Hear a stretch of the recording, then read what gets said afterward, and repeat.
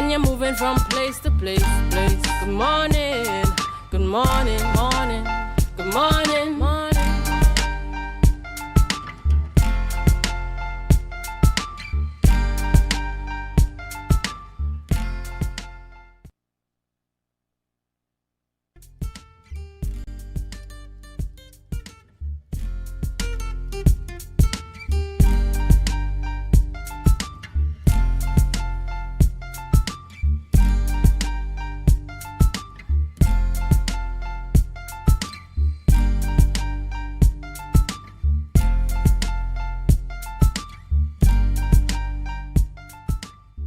Good morning and welcome to the Tobago Updates Morning Show. My name is Akinlabi Holder. I want to say thank you. Welcome to all the viewers this morning. Welcome, welcome, welcome. Today is Tuesday, May the 20th. Yes, and it's the beginning of the wet season. Yes, rain has been falling for some hours now, and I believe that the farmers are very, very happy that the wet season has come upon us. Yes, showers of blessings. We have a lot to discuss this morning, a lot in store for you. Yes, a lot in store. So thank you for viewing with us on our Facebook and YouTube live chats, also on AMPLIA 102, 121 and 130 on Flow. We have a lot to discuss this morning. So I hope you had your tea, you had your breakfast, you had your bread and butter, or cricks and cheese, or whether you had a big spread. I hope you fill that tummy up and you're ready to go today for today's action. But before we get into any discussions, we go to our news in 90 seconds. Thank you, Akinlabi. Here is your news in 90 seconds for Tuesday, May 20th, 2025. The Division of Education, Research and Technology has launched a Tobago's Community Impact Program, a 2-year research-based initiative aimed at bridging educational gaps across the island. Education Secretary Zarisha Hackett emphasized that the program reflects Tobago's cultural and educational identity shaped through extensive community collaboration. Hackett described the launch as a milestone in educational transformation, reaffirming that every Tobagonian, regardless of age or background, deserves access to education. The initiative underscores the division's commitment to inclusive community-driven development, expanding opportunities not only for youths but also for adults across Tobago. Up next, the 2025 wet season officially begins in Trinidad and Tobago, according to the Trinidad and Tobago Meteorological Service, following the weekend rain that triggered the yellow alert with thunderstorms and flash flooding reported. The wet season typically runs from June to December, though recent trends show May as the starting point. The Atlantic hurricane season overlaps with forecasts predicting near normal activities. Force systems may develop near TNT. The first tropical wave has emerged off Africa and is expected by May 25th.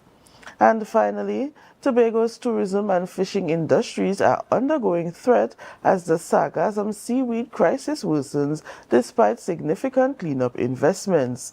President of the Tobago Hotel and Tourism Association, Reginald McLean, says over $250,000 has been spent tackling sargassum seaweed, yet the issue is escalating.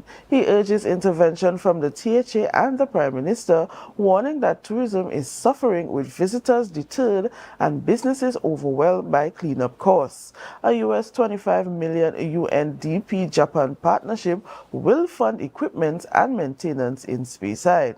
Meanwhile, All Tobago Fisherfolk Association President Curtis Douglas highlights the seaweed tolls on fishing, damaging engines, reducing catch, and threatening livelihoods.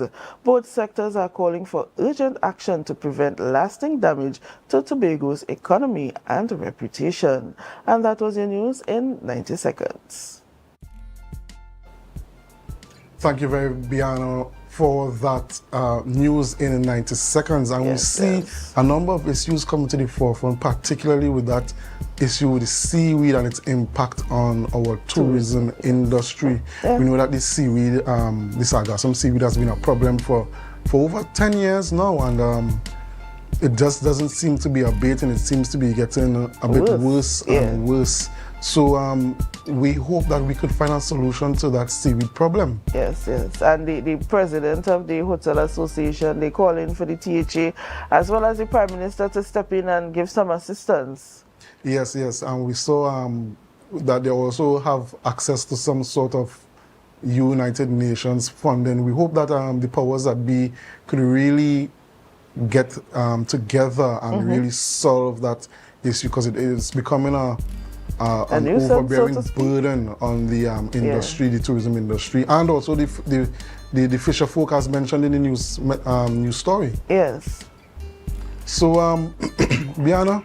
Yes, Akinlabi. I hope that you have a good day today. I don't know what your plans are, but I hope that you have a good day and that you stay safe and you stay productive. Well, it's raining, so you know it's going to be an inside day for me. Okay then.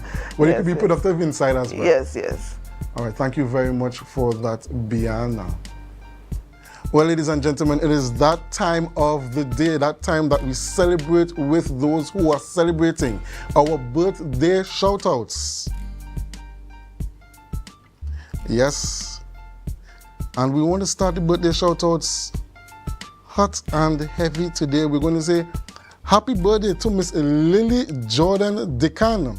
Happy lucky 7th birthday to you, Miss Lily Jordan Decan. You can see the little girl there being very feisty. She has a very feisty, confident disposition. We wish you God's greatest blessings. We know that your family is going to be there with you, giving you plenty presents, maybe dollies. I don't know what it is the little children like these days, maybe some Roblox or something like that. But happy birthday to you, Miss Decan. We also want to wish happy birthday to Miss Kershaw Redman. Happy birthday to you, Miss Redman. We know today is your special day, and we know those who love and cherish you are going to make you feel loved and cherished on your special day, and we wish you God's richest blessings, and we hope you take some time off to reflect on God's blessings in your life. We want to also say happy birthday to Miss Malika Darlington. Miss Darlington, happy birthday to you. Again, we wish you God's richest blessings. We wish you His favor and His blessings in your life.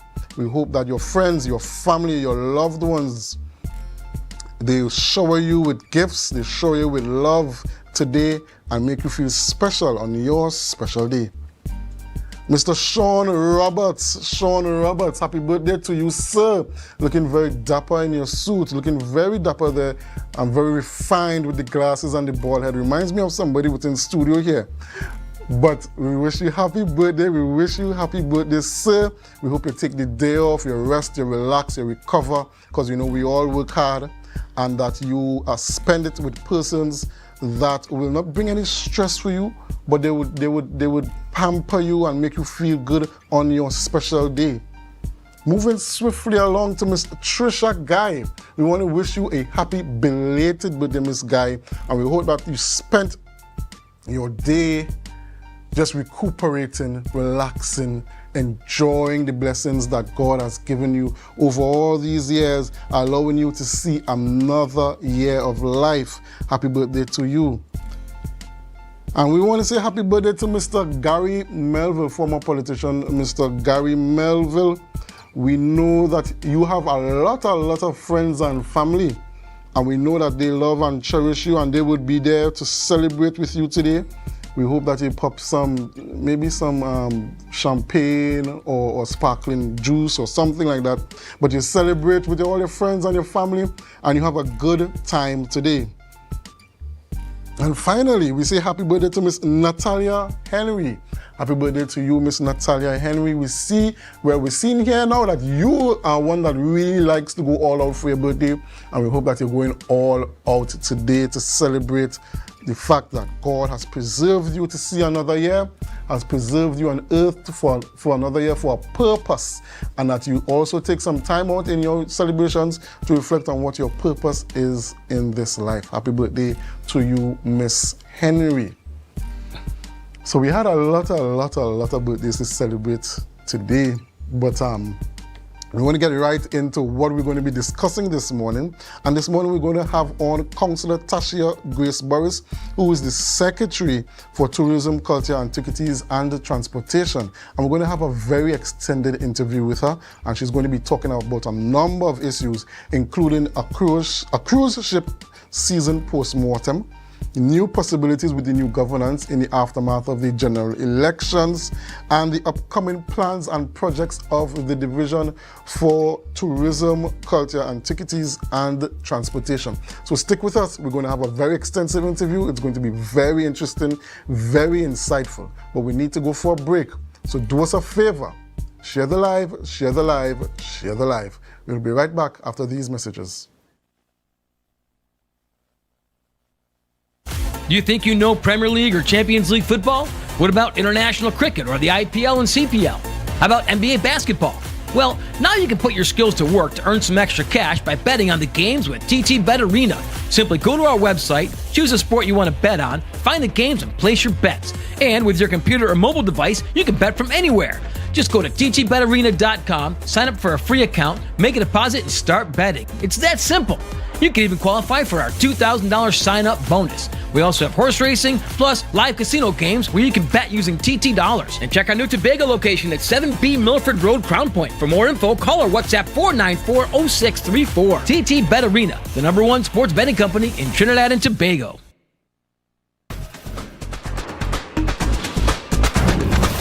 With Flow Business's new smart solutions powered by super fast, reliable broadband, you'll feel like there are more versions of you working for you.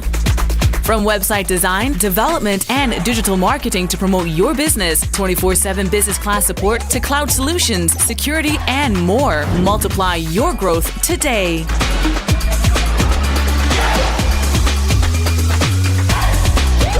Are you in a dispute with a registered investment service provider of the TTSEC? Or maybe you're the victim of an investment scam? You can lodge a complaint or submit an anonymous tip to the Trinidad and Tobago Securities and Exchange Commission. Download our Investor Protection app or go to ttsec.org.tt to access our complaint form or submit an anonymous tip. Write a clear summary of your complaint. Submit copies of supporting documents along with the originals for verification. Provide a copy of the feedback received from the entity regarding your complaint. All investor complaints or scam reports submitted by the public are acknowledged and reviewed by the TTSEC. Investigations are pursued based on the outcome of the review. Trinidad and Tobago Securities and Exchange Commission, protecting the interests of investors and the public. You invest, we protect. Everyone benefits. Want to get better? Where to start? What kind of exercise to do? What to eat? How to get restful sleep? Need a doctor to search for root cause? Look no further. Come to Majuba Hill Lifestyle Center Foundation at our Wellness Center in Goodwood, or Food Hub in Darrow Springs, Scarborough, or Doctor's Office in Goodwood and Darrow Spring. Contact 49 Swift 4979 438.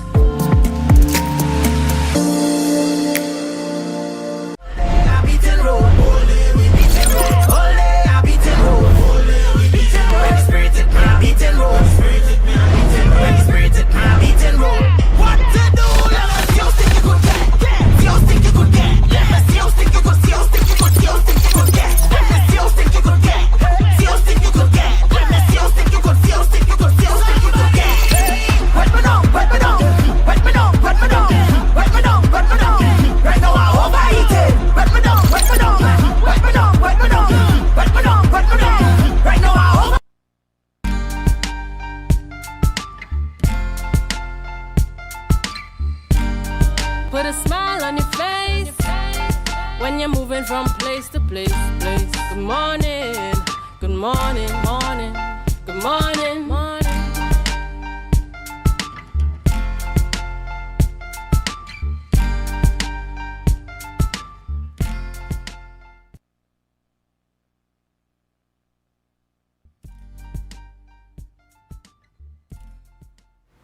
Welcome back, viewers, to the Tobago Updates Morning Show. And we have in studio with us this morning Councillor Tashia Burris, who is the Secretary of the Division of Tourism, Culture, Antiquities and Transportation. Good morning and welcome, Secretary. Good morning, Akinlabi, and thank you so much for the welcome. Good morning, Tobago. Good morning, viewers all over the world.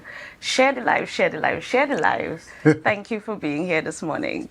So, Secretary, we saw that recently the cruise season would have come to an end, cruise season 2024-2025. Yes.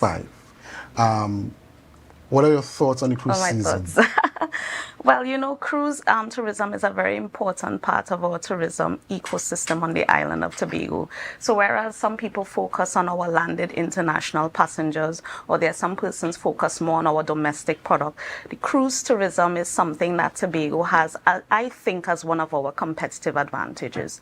This year, we welcomed just over 40 ships to the island of Tobago that brought just over 50,000 visitors to our shores, and that those persons not only experienced sun, sand and sea and everything that Tobago had to offer. They went on tours, they did food excursions, they immersed themselves in what makes Tobago so unique, so unspoiled, so untouched. Feedback that I've gotten from some persons indicates that they love the destination. Tobago remains one of those destinations that are top of mind for persons. Certainly, they also made recommendations as to how we could continue to improve our product, recommendations on how we could improve our port infrastructure, recommendations on how we could improve our attractions. But all in all, a very robust season, not like the season before where we welcomed almost double that amount because we had that amount of ships coming into the destination. And one thing about cruise tourism is that it always fluctuates. There is no static number of ships that comes every season. So some seasons may be good for some reasons, some seasons may be a little bit quieter. So this season was a little bit quieter, but all in all, I think a very successful season. As far as I'm aware, we received no reports of any injuries or any negative incidents against our visitors, and I think that is a huge plus because previous season we had some challenges where persons fell ill on the ship. They had to get local medical attention, but so far for this season I have not received any negative reports in terms of anybody falling ill or anybody, you know, having any incidents while on land or anything that happened to them negatively. So I'm happy for that. I always see that as a success, and we look forward to next year's cruise ship season after we've done a post-mortem this year, spoken to our stakeholders, get an idea of what more we can do, put some training in place, and obviously put things in place for next year. So, Secretary, you mentioned things being a bit smoother in terms of coordination than the previous season. Can you just speak to us about what the division would have done to make that coordination and that synergy between the various stakeholders much better this season? So there was more communication taking place this year in terms of pulling people into meetings very early. We also offered training at the very beginning of the season for the major actors who are in the space. So we're talking about the taxi drivers, the persons who operate as tour guides, the persons who are frontward facing staff when it comes to specifically dealing with cruise passengers. And I feel that training certainly helps to prepare people for the season ahead of them. And also, you know, you always want to foster collaboration amongst your stakeholders. And coming out of last season where there were some challenges with the transportation and things like that, there was a lot more, I think, communication taking place across all of the actors. Certainly, we would always want to be in a position where everything goes smoothly. You know, we have some very passionate stakeholders, I would say that. But the passion extends to them only just simply wanting the best for Tobago and wanting to put Tobago's best foot forward. So I have to take the opportunity to congratulate all of our stakeholders who came together, they banded together, they made the season a resounding success. I also want to say congratulations to the Tobago Performing Arts Company, which created history, having been the first group in Tobago to perform a full-length, a feature-length production on one of our cruise vessels that docked. I think that augurs well for our creative sector and our orange economy. It shows that Tobago has a repository of talent. We're overflowing with talent, and for the TPAC to be able to go on board the residence cruise ship, to be able to give that stellar performance, to come away with rave reviews, it says to us that we have the ingredients to get it right in Tobago. We just have to make sure and massage that and make sure that next year and the years beyond that we continue to improve on the products that we offer. So, Secretary, you mentioned that upcoming, the post-mortem Yes. for the cruise season is upcoming. Yes. What are some of the issues that you see that the division and the stakeholders could build upon working towards bettering? So the beautiful thing about having the postmortem is that we will have our counterparts from the Port Authority of Trinidad and Tobago present. I spoke to the CEO over the weekend and he has indicated that he would be present. So we would get the opportunity to raise some of our concerns where the cruise ship infrastructure is concerned with him directly. And certainly we will be able to hear from him what plans are up in place to improve the general infrastructure of the port. Because one of the things that puts people or positions destinations where cruise shipping is concerned is two things: excellent cruise port infrastructure, and that's not just the infrastructure to berth the vessels, but we're talking about things like duty free and things like that. And in addition to that, very excellent attractions in the destination. So Tobago has the opportunity to build on the two things. One, improving our cruise ship port infrastructure, and we would hope that one of the plans, especially with this new government coming in, is that we would really look at building out cruise ship infrastructure in Tobago that will encourage more ships to dock to the destination, and certainly having a duty-free section on the port as part of its operations will be a huge plus for us. In addition to that, we continue to improve upon our attractions that belong to the Division of Tourism, Culture, Antiquities and Transportation. But in a few weeks' time, we would actually be launching our Community Sustainable Tourism Development Grant Program. And what that does is that for each of the 15 electoral districts, we want to get the area representative working with a group, working with persons within their communities to develop a new tourism attraction. So the idea is that once we get these projects on board, that is 15 new attractions that we're hoping to bring into the space before the advent of the next cruise ship season. So that persons who have been coming to Tobago for a number of years and they've been going to the regular things, they're going to Plymouth, they're going and see the Mystery Tombstone, they're going to Storey, they're going to Pigeon Point, they're going to the Cocoa Estate, they're going to Argyle Waterfall, which are the main attractions that are on offer. We would want to be able to say and communicate to them, hey, there are 15 brand new attractions that we're bringing on board within our communities, because we see the importance of community-based tourism and how that drives economies within communities. So we are excited to see some of the projects that are coming out. I already have seen a proposal for a heritage park in honor of Royal Titus in Mount St. George. I've also seen a project to do 2 play parks in Lambo and Lowlands. There's also the Gangang Sarah grave in Golden Lane, which we would want to do some work at. So I'm very excited to see the projects that the area reps and their community persons would be coming up with, and certainly excited to be able to announce to Tobago what those 15 projects are, so that Tobagonians, Trinidadians, all persons who love all things Tobago can now have 15 new things to do on destination. I wanted to go delve more into that idea of the community tourism projects, because it sounds very, very interesting. How do you see community tourism really impacting not just the tourism product that we have, but also the communities themselves? How do you see transforming those communities? So we've done this before. This is not us reinventing the wheel. When you talk about community-based tourism, and the best example of it working, it's really Castara. So when you think about a community that has embraced all ideas of what tourism brings to the table, tourism and culture brings to the table, it's really that Castara model that we talk about is really the ideal place that we want to aim for, where Castara has become world-renowned. You know, there are people who have been staying at Castara for the last 15, 20 years straight. They've seen nothing else on the island except to land in the airport and go straight to Castara. In fact, they don't even say they're coming to Tobago, they say they're going Castara. And that is how Castara has become so successful, and without government intervention. This was literally the persons in the community deciding, here what, we have some natural assets here. We have a beautiful beach, we have a fishing industry, we have artisans, we have culture, we have events, you know, let us invest in ourselves. So, you know, persons started improving their homes, people started adding on, you know, people got together, they borrowed money, they pooled their resources, and, you know, they started to build this model. So the model was accommodation. Let's see if we can get some accommodation in this space. And the accommodation is not what people would think of in terms of a sandals and a 6-star and a 7-star, but they understood what their guests were looking for. So they did their research and they realized that people coming to Castara wanted to have a more laid-back experience. They want to have comfort.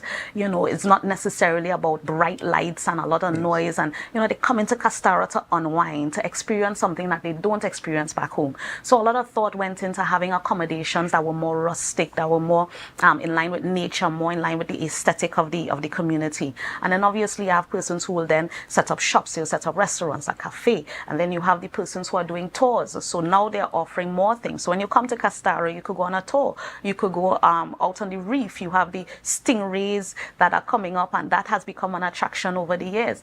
And even just to relax, just to unwind, we all know what Castara gives. And when you consider that someone who visits the community of Castara, spending all of their money in Castara, because they are paying for their accommodation, they're staying there. The taxi driver most likely picking them up from the airport is from Castara. They are shopping in the shops right there in the village. They are staying in the places there. They are patronizing the restaurants and the cafes. So all of the money that a visitor would spend who comes to Castara is actually staying in that ecosystem, the dirt oven bread. So that, even that has become an attraction, the hiking to the waterfalls.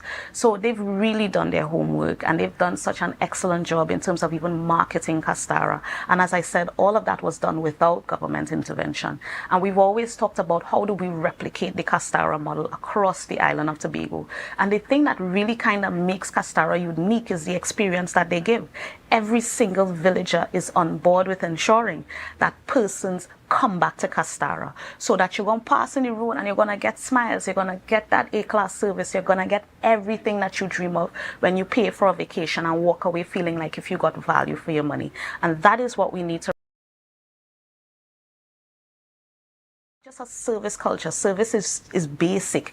We have to think about what is the experience we want to leave with people. We want people to be able to leave our establishments, leave our hotels, leave our restaurants and say, look, I'm going to come back there because I had such a good time.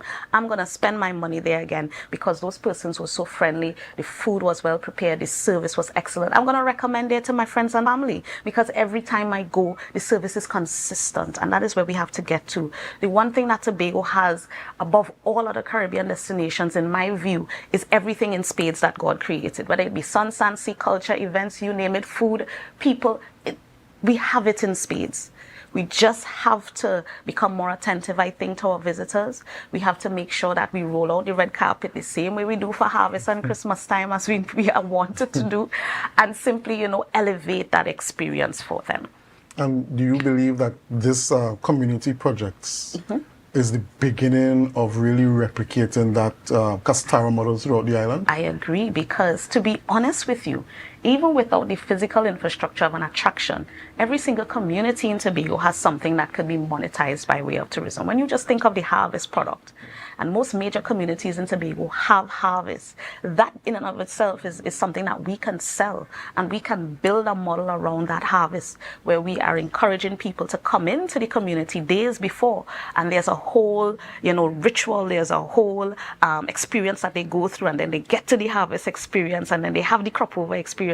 So you're talking about getting people into the community 3 or 4 days before, 2 days before, and having them immerse themselves completely in what the community has to offer. So they're coming for harvest, but they're going on a tour. They're coming for harvest, but they're visiting a waterfall. They're coming for harvest, but they're going and feed hummingbirds somewhere. They're coming for harvest, but they go and raise 2 goats, so that people get to learn the history, learn the culture of Tobago, and get to experience more. And that's what we have to focus on, experiencing more.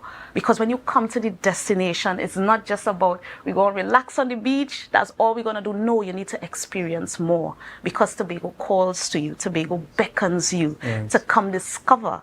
And that is what we want to encourage, that people come and discover. So when you talk about Tobago, we're not just talking about Store Bay, because people feel like the best crab and dumpling in Store Bay, but they have a man in Roxborough who hand real sweet, and he crab good too. They have somebody in Golden Lane, he hand sweet too, them crab good too. They have some fellas up in Runnymede, them could bust a pot too. Experience more. So that's what we want to encourage, for persons to come and explore and experience more. And we have attractions throughout the island. We have attractions in Goodwood. There's a cross that marks the center of the island. Do people know that? The people in Goodwood might know, but the average person who might be living elsewhere might not know that. There are some hidden waterfalls. I went chasing waterfalls a couple months ago, and there's this beautiful waterfall in Lamy Road, Roxborough. Now, the people in Roxborough know that they have 2 waterfalls, it's Argyle and that one. But the average person might just know Argyle Waterfall. These are some of the attractions that we want to open up to allow people to experience more. And this idea of opening up the new attractions and the community attractions, it wouldn't only just benefit the community, because particularly when we're talking about cruise ship season, it open a new possibility of attractions for drivers and tour operators to take persons on. Definitely, because one of the set of feedback that we've gotten is that Tobago has a tendency to attract the types of tourists who don't necessarily like mass tourist destinations. So they more come from the UK, they more come from European countries, and you know, they want to go to attractions that feel more off the beaten path. So that they don't want to go to an attraction, have to fight with 1,000 people to take a selfie. You know, they would want to be able to go to an attraction, it's just a tour group of 20 people or 40 people or 50 people. And the more attractions we have, it's easier for us to spread persons across the island. And certainly, as I said, spread that cruise ship spend. So it's not just concentrated in certain areas. And because we have that opportunity to spread that spend, we want to encourage persons to get into tourism, to get ready for all of the possibilities that tourism offers, because we do have an airport to operationalize. We do have to go aggressively to speak to airlines to get them to fly into the destination. We can't simply just wait on the sandals to be built. There's a time between that and then what are we doing in the meantime? And there was a time in Tobago's history where we used to attract thousands of tourists every single year who was staying on island, who was staying in local indigenous properties, in addition to the fact that we, yes, had a Hilton. But I'm saying to the people of Tobago that tourism is a very viable investment, not just for the people who live here, but for the people who love here. Because the reality is that we are able to be part of breaking through that noise. As I said, Tobago is not just sun, and sea, and we are beckoning people to experience more. And if we can show them what those experiences look like, in 3 short years, Tobago October Carnival is up there, on the lips, on the hearts, on the minds of persons all over the world.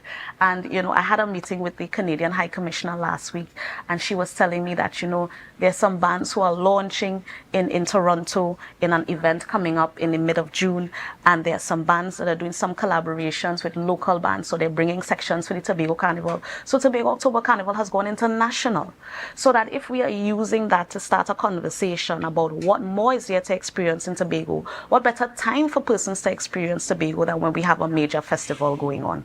So the idea behind all of this simply is that we have to get ready. We have to get ready for the opportunities that tourism is going to offer. We have to be able to attract the most passionate people, the people who are most passionate about the tourism product, to be our face, to be our front line, to be the persons greeting our guests, to be the persons who are responsible for their experiences on island.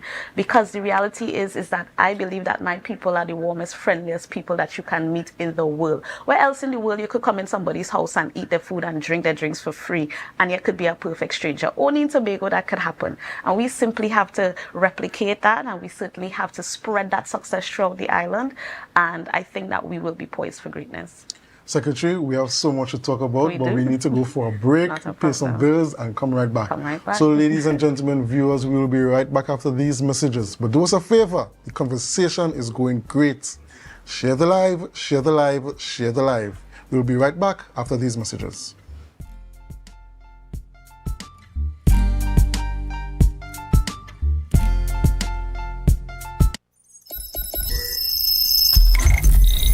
Welcome to Tobago Glass Supplies, where innovation meets excellence and service reigns supreme. Well, I want a proper window for me house, yeah? I want no shake thing in my place. Our commitment is simple: to provide high-quality, innovative aluminum, vinyl, and glass solutions for both commercial and residential spaces. We get one wall on the side and we get one hole. You can put a window there, invent something, a window for put there. At TGSL, we don't just meet needs, we exceed expectations. Our range includes the finest aluminum cladding options, setting new standards in durability and style. Well, me meet ya. Me don't know who I'm talking to, but I have to be cousin Tofina tell me for call all you go get proper thing for put there. Me don't know.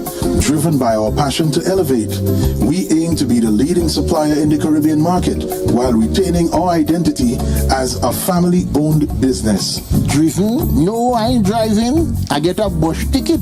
One of me pick me them go drop me down there. Must bring me down there. Russo Trace Printer down by the place down there. Because at Tobago Glass Supplies Limited, it's not just about products, it's about relationships. It's about you. It's all about me? Who's your family? You know Edna and Dorka and them, you know them, but you resemble them Edward boy and them Edward people them you. Tobago Glass Supplies, Russo Trace Spring Garden, telephone number 639-6266. Innovation, quality, service. That's Tobago Glass Supplies Limited.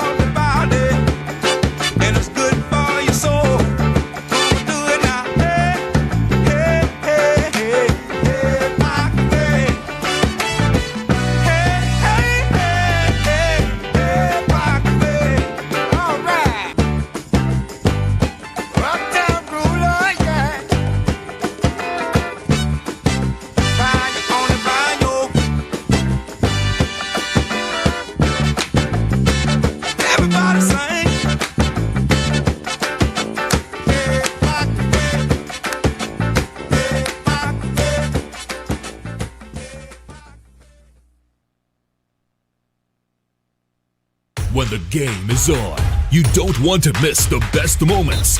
With AMPLIA TV, you can enjoy our ultimate sports package and watch your favorite games on the go.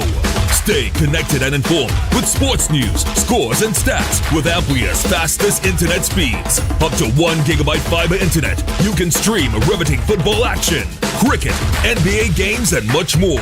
With AMPLIA, it's game on. Visit amplia.co.tt or call 800-4663. AMPLIA. Do more, live more. Do you think you know Premier League or Champions League football? What about international cricket or the IPL and CPL? How about NBA basketball?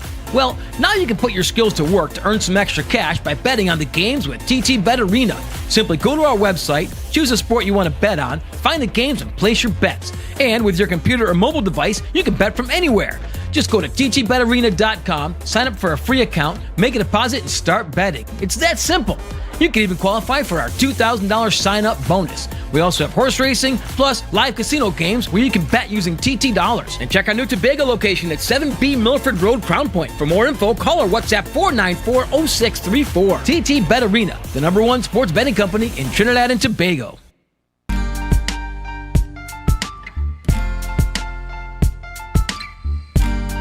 Put a smile on your face when you're moving from place to place. Good morning, good morning, morning, good morning, morning.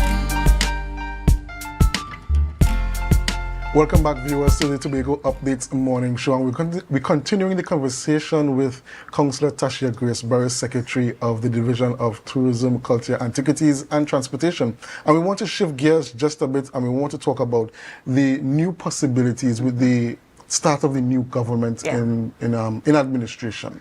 So I want to say congratulations to the incoming government. You know, I know that the swearing in is taking place on Friday. We have a cabinet in place. We have our prime minister.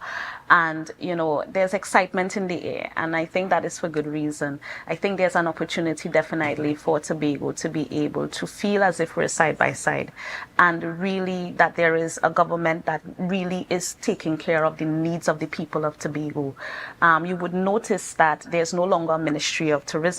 So tourism has now been married to trade and investment, and culture has now gone back to its previous home with community development. And, you know, some persons ask me, how do I feel that there's no longer a Ministry of Tourism? I said, well, you know, one of the things that I can see as a strategic shift is aligning tourism with trade and investment. Because the reality is that when you have a conversation about tourism, a lot of it centers around how are we encouraging people to invest? How are we investing in tourism? And how are we creating an environment where we are competitive? We weren't really getting that before, because what you would have is, because you have a standalone ministry and then you have a ministry that's responsible for trade and investments, and when you discuss things like the land license that's going to a minister of finance, you recognize that there was a lot of, you know, there were a lot of bureaucracy and there are a lot of gaps, and, you know, so I feel I am cautiously optimistic where this is concerned, because it signals, I think, the government's intention to look at tourism as a serious economic driver and not just align it to culture, not the idea of culture that some people may have, but more event tourism, performing arts, entertainment. That's what people think when they talk culture, but culture is far bigger and broader than that. But taking tourism and aligning it with trade and investment, as I said, signals to me that the government intends to really create a true economic driver out of the tourism sector. And that is where both Tobago and Trinidad have to be on the same page. And certainly sitting in the chair for the last 3.5 years has given me such deep insight as to what is required to help Tobago become more competitive. And a lot of the challenges that we face are not necessarily things that the THA has responsibility for. And I will give you a classic example. We don't have responsibility for the airport. The airport is under the Airports Authority, and the Airports Authority is under a line minister in Trinidad. In the past, that was under the Ministry of Works and Infrastructure. There's now a Ministry of Transport and Civil Aviation. So I would have to see the Gazette to make sure that they're either aligned with that ministry or they're still under Works and Infrastructure. But whatever the situation is, the THA is not responsible for the airport. And even though the 5th schedule of the Tobago House of Assembly Act states that the THA is responsible for airports and seaports, that has never been actioned. Those infrastructure, those assets were never handed over to the Tobago House of Assembly to be the stewards of them on behalf of the people of Tobago. And that's a conversation that we can begin to have. What we have to do on island is to build our capacity, because it's one thing for us to want the responsibilities, another thing for us to be able to handle the responsibility. And that is why one of the things that, again, upcoming, because we are weaving in the conversation and I'm talking about some of the things that we have in the pipeline, because I know a lot of people feel, oh, we're not seeing Tashia, what's going on and stuff. A lot of things are cooking in the tourism, the Division of Tourism kitchen. So we have the .CAT scholarship program. And the purpose of this scholarship program is to encourage people to study the areas in the sector that we would need persons to build that capacity for 4, 5, 6, 7 years down the road. And it's not just traditional tourism. We don't want to send people to school to just study hospitality and tourism management. We have a lot of those people around. We want people to study transportation. We want people to study cruise ship. We want people to study statistics and analysis and market research and all of these things that we require, because the sector is not just made up of people who are in the hospitality part of the sector. Transportation is a huge area, and we are hard pressed to find people who are qualified in those areas. So we want, through that scholarship program, to really encourage persons who are in high school and even persons who have come out of school and might be working and thinking, what is a career that I can get involved in? These are some of the areas that we will need people in a short order, because if we're going to be taking up those responsibilities of an airport or running a port, it requires persons who are qualified. Things like maritime engineering, maritime science, management, where port infrastructure and shipping is concerned. We need persons to get qualified in those areas. A lot of those professionals are from Trinidad, or we'll have to source them outside if we were to put out for vacancies. So we want our people to understand that tourism sector is not just about putting heads in beds and serving drinks and, you know, working front desk and that kind of thing. There are so many careers that are available to persons. So part of that sensitization for when we launch that program, and I have some upcoming visits to high schools. So the idea is to have those personal one-on-one and start to get them thinking deeper about the opportunities that are available in the tourism sector, so that when they're picking their subjects or when they're about to write their exam, exams, even if they had in their mind, look, I want to be a doctor, I want to be a lawyer, I want to be an engineer, which are very, very good professions to want to be in, Tobago also has need of a whole list of other areas, and especially where the tourism sector is concerned, and certainly wanting to attract the persons, as I said, who are very passionate about the sector. So for me, there are so many opportunities that are presented with a new government coming into play and hoping that there's a clean slate so that Tobago could now approach them and say, look, these are the things that we need to be solved for us to be able to really get this thing going. Things like the land license, top of the list. We need to have responsibility for determining who gets to buy land in Tobago. That responsibility by right should not reside with a Minister of Finance in Trinidad who may not understand, obviously, the nuances of what is happening in Tobago, things like that. Certainly getting the CAL situation corrected. People don't understand that, the most successful tourism destinations who have airlines attached to their product is because that airline and that tourist board are working together, because they're doing the research and they're asking themselves, where are the markets that we need to fly to bring people who want to experience what is here? We've never had that relationship with CAL. So CAL is over here doing whatever CAL is doing, and we're over here doing what we're doing. And CAL's mandate should really be to grow the numbers into the two destinations, Tobago and Trinidad. What is that strategy? We all need to come to the table together. So we need to be on the same page as Visit Trinidad. In Trinidad, CAL also has to be there, and we three have to sit down and craft that tourism airlift strategy so that CAL is not just picking up and deciding where it wants to fly because they are more concerned about their bottom line as a company. What they have to do is, yes, you have to be concerned about your bottom line, but at the same time, how are we growing the numbers into the destination? And it's not even just about a numbers conversation, it's a spend conversation. Because when we're talking about tourism's contribution to GDP, again, that's one of those big lofty goals we have to set. Right now, based on the amount of international passengers coming into Tobago, tourism's contribution to GDP, according to the last budget, was somewhere between 12 and 13%.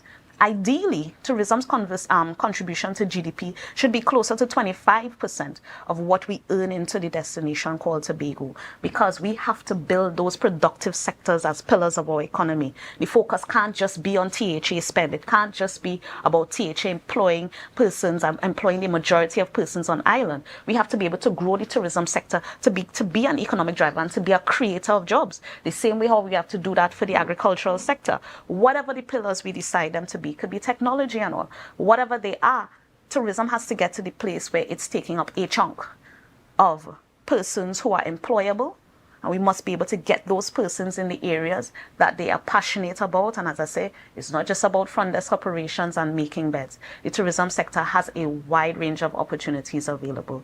So based on the makeup of the new government, I actually have to cultivate relationships with about 7 line ministers. So that would include the Minister of Trade, Investments and Tourism, the Minister of Community Development and Culture, the Minister of Transportation and Civil Aviation, the Minister of Works and Infrastructure, the Minister of Foreign Affairs, the Minister of Finance. I'm missing one person. But it's a lot. 6 or 7, yeah. A lot of persons. So there are a lot of persons that certainly I would need to be introduced to, and as soon as things settle down and Parliament has been convened and persons are nicely settled in their offices, we'll be going aggressively to do our courtesy visits and have our first meetings and start to discuss how we can collaborate, because that is the word, collaboration. It's not about shouting across the waters and demanding X, Y, and Z. So I will no longer be on a soapbox somewhere, cussing CAL. I hope I don't have to do that anymore, because I really want, a very, very, very cordial relationship going forward, and for people to understand that Tobago plays a very critical role in the country's successful tourism sector. And having for the last 3.5 years advocated strongly on behalf of the destination at regional and international forum, the doors are open for us to step up and take our place among the greats. And when we think about the Caribbean greats in tourism, we think in Jamaica, we think in Bahamas, we think in Cayman Islands, we think in Turks and Caicos, we think in Barbados. Trinidad and Tobago needs to be right up there, and those doors are open for us, and it's for us to walk through. So I am excited. I always love to be able to start with a clean slate. there's no turning back at this point, because there are so many things that are pregnant with potential that just need to be birthed. And I think that with a stronger relationship and stronger collaboration between the Tobago House of Assembly and central government, where all things Tobago are concerned, we are in the best position to experience exponential growth over the next couple of years. And I'm excited to see that. I'm excited to be part of it at this time. And I want the people of Tobago to understand that we simply need, as I said, to get ready. We cannot let these opportunities come and somebody else come on the island and take advantage of them. We are living here, and we are the ones who have to benefit the most from this thing working. And I want to see our people benefit. And I could tell you, even speaking to young people who are excited about the tourism sector, they have so many ideas. They're full of exciting ideas. And, you know, again, upcoming, we're in conversations with the Division of Finance to launch our business grants and business loans program, specifically geared towards the tourism and creative sectors, because we know traditionally persons and businesses that have been operating in those sectors have found challenges where getting financing is concerned, you know.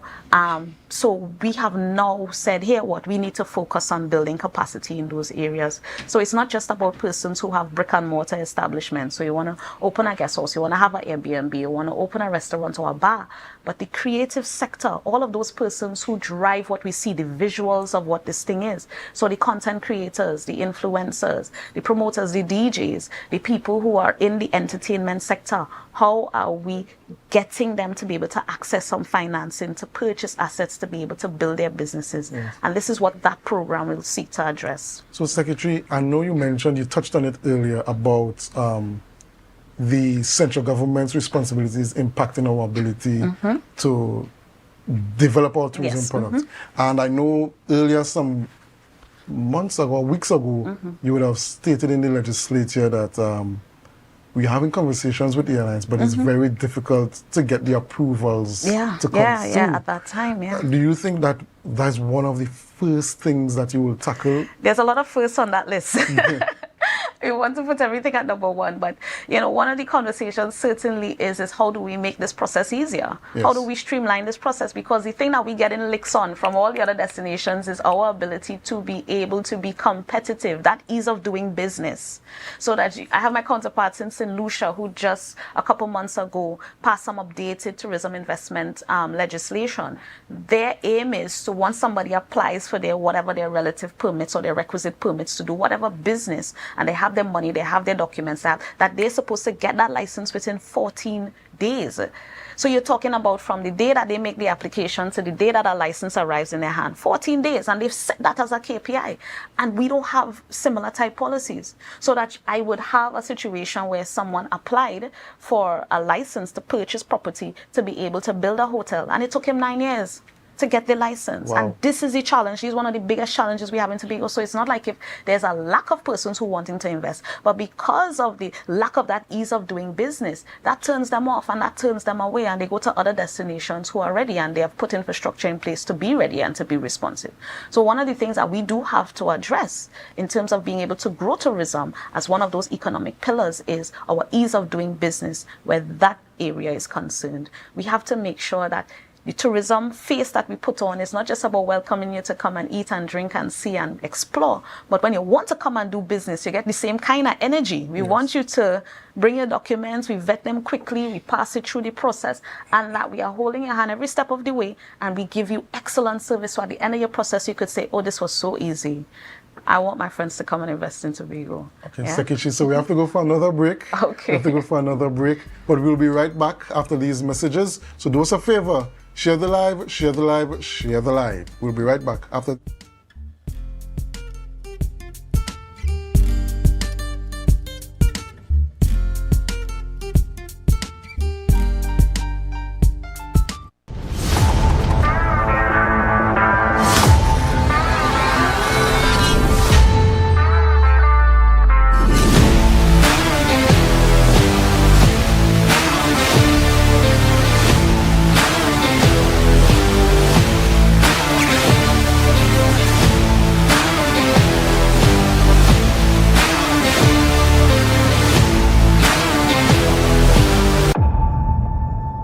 The best place to stay in Tobago is at Thorn's Place with rates starting as low as 200 TT. Call or WhatsApp 745-7306 or 682-8676. We are located uptown Scarborough, 5 minutes away from the port. Remember, at Thorn's Place, our aim is to make your stay safe and affordable. TNTech is pleased to advise that its Roxborough Service Center has reopened. Starting Monday, 10th March, customers can once more visit the Roxborough Administrative Building to pay TNTech bills, request new connections, and more.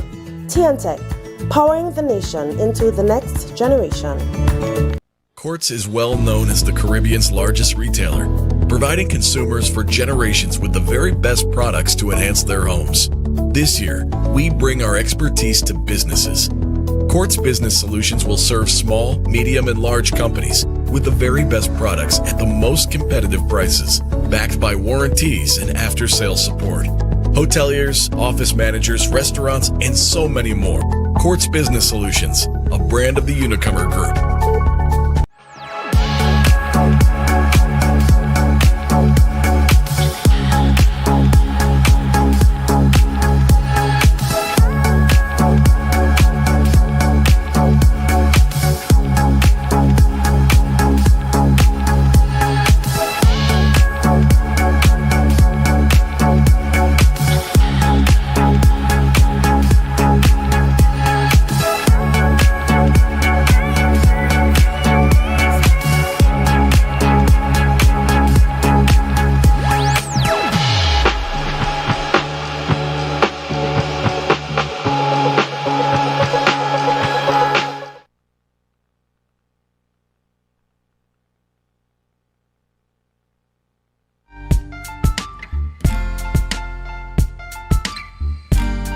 Put a smile on your face when you're moving from place to place. Good morning, good morning, morning, good morning, morning.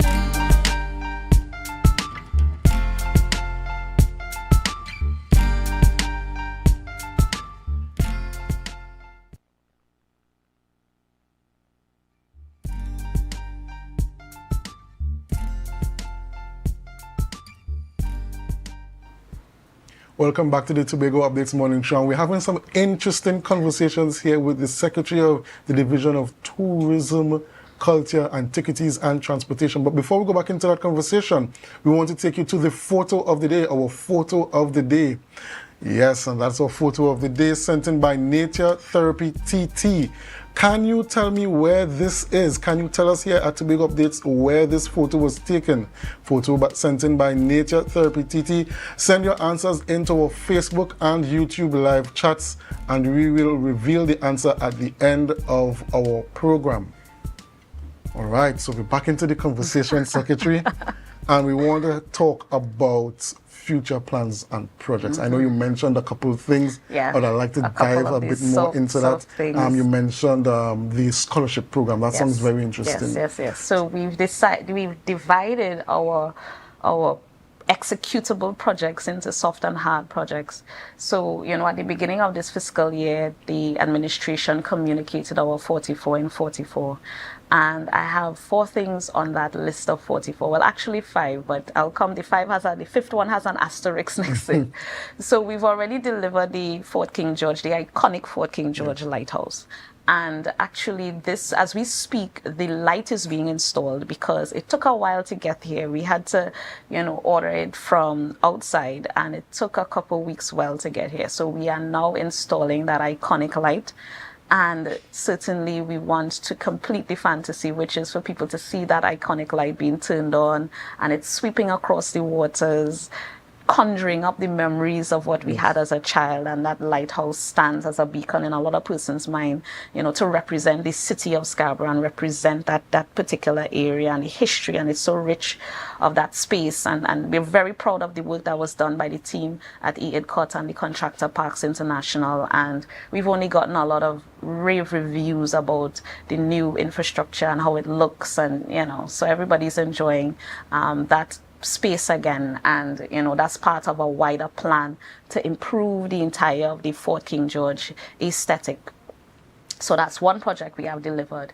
We are in the process of having the Swallows vendor strip being delivered as well. So we have the booths there are 95% complete. We simply have to now place the infrastructure along the waterfront there. So last year, there has been a move to clean up that yes. beachfront. Swallows is one of the more iconic beaches that we have on the southwest of the island, and understanding that we have to balance the considerations of nature and what that brings, but also create opportunities for persons to ply their trade legally and legitimately. We ask the vendors, to treat with their infrastructure. We would bring in infrastructure. We would build it to specifications. We would make sure that we're able to accommodate as much as possible the persons who were displaced during that process.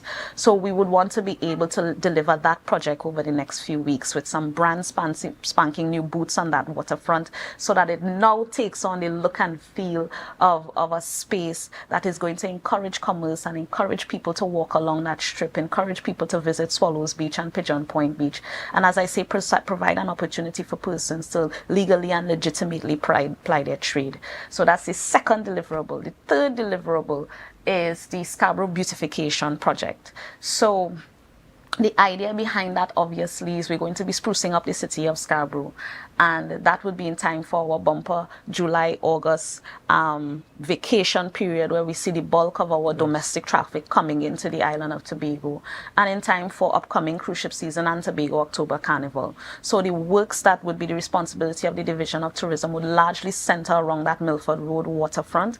I cannot reveal too much of the plans just yet, but we have some exciting things that we want to be able to roll out. The first phase of that project was the work that we did to improve the boardwalk in Scarborough and to rehabilitate in Lennox Union Park uptown next to the Assembly Legislature. Yes. So the second phase, as I said, will focus on that not Milford Road anymore, Calypso Rose Boulevard. So it would focus on Calypso Rose Boulevard and enhancing that very iconic waterfront. Certainly, as I said, to accommodate all of the traffic and all of the things that are going to be happening along the waterfront for Carnival and for all the other times during the year. And then the fourth project is finally finishing our home of the Blue Food Festival in Bloody Bay. So we started some work. Phase one was completed, which was all of the preparation works, getting the site ready, putting in all of the underground infrastructure, things like that. This year we actually want to now finish the rest of the work, which would be the inclusion of the booths, the building in of amenities, bathrooms, toilet facilities, things like that. And certainly landscaping the area so it becomes an attraction in and of itself.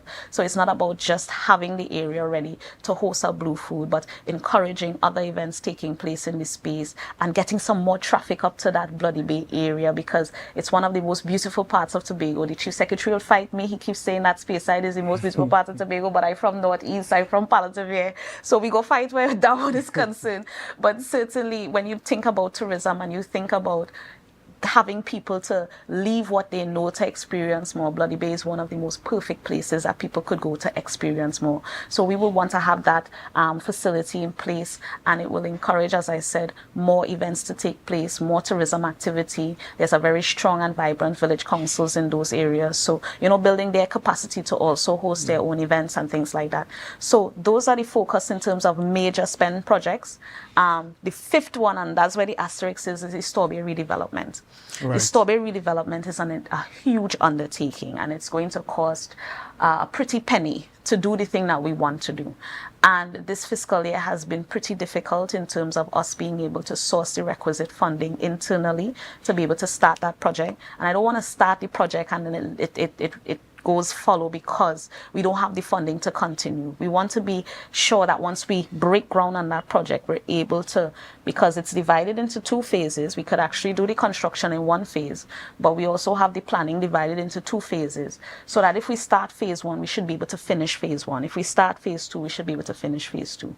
So, that project is actually one of those flagship projects of this administration. We are on record saying that we want to be able to say that that we redevelop Store Bay into one of the flagship beach facilities on the island of Tobago and position it not just for the visitors who have come year in, year out, the community who supports all the activities there and everybody who's part of that ecosystem that has grown over the years, but we really want to also position it as a cruise ship attraction as well. And, you know, we have to enhance those facilities to world standard. And in order to do that, we need to spend some money. We haven't identified those funds as yet, and there are a number of options that we have in terms of going out for financing for the project. But we're at mid-year. We're hoping that at the mid-year review, there's some additional funding being made available to the Tobago House of Assembly. For me, I would be pushing Store Bay as one of the projects that we could definitely look at. But whatever the future of the project is, we would simply come back and communicate to our stakeholders what we are doing in terms of how we are seeking to finance the project and what are the possible timelines for implementation. So those are our 5 projects out of that 44 list that we have as part of what we have to put forward from the Division of Tourism, Culture, Antiquities and Transportation. All the other things that I've spoken about during the process of this conversation are our soft projects that we are doing within the division. So that is part of my larger list of 44 that I'm ticking off. And, you know, as I said, we have the scholarship program coming on stream. We have the Community Tourism Sustainable Grant Program. We have that program we're doing in collaboration with the Division of Finance and BDU to provide grant support and loan support for different businesses in the tourism and creative sectors. And we have a number of other smaller projects, a lot of other smaller things that we're doing. It's really to keep front of mind, very visible, but not just that, the larger aim behind all of these things, as I said, is to build capacity, because we have to build capacity.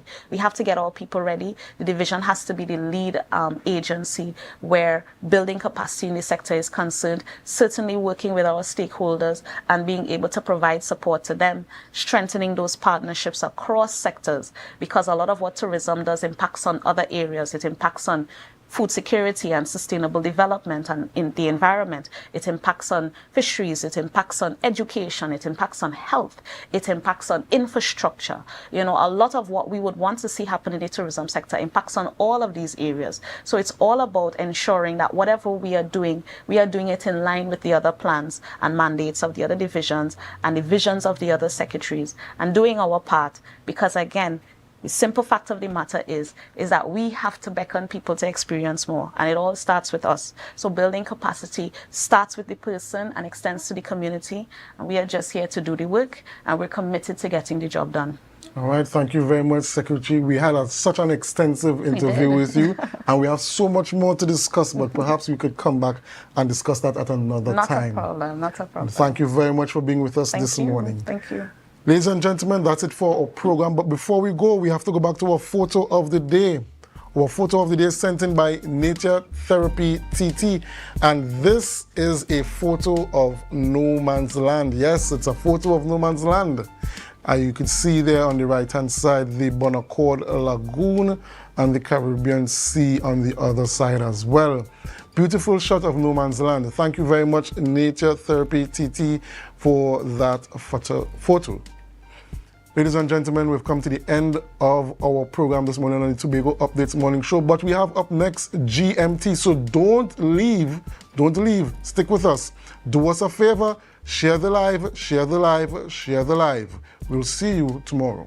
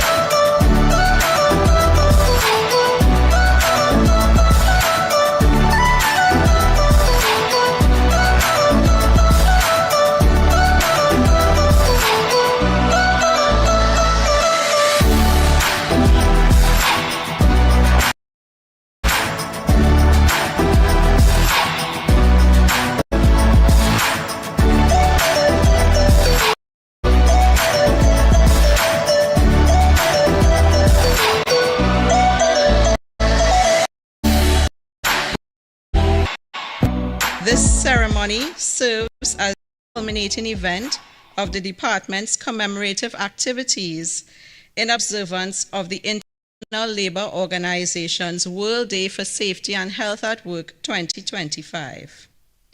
This year's theme, Revolutionizing Health and Safety, the Role of AI and Digitalization at Work, inspired the OSH department to integrate technology into all major activities.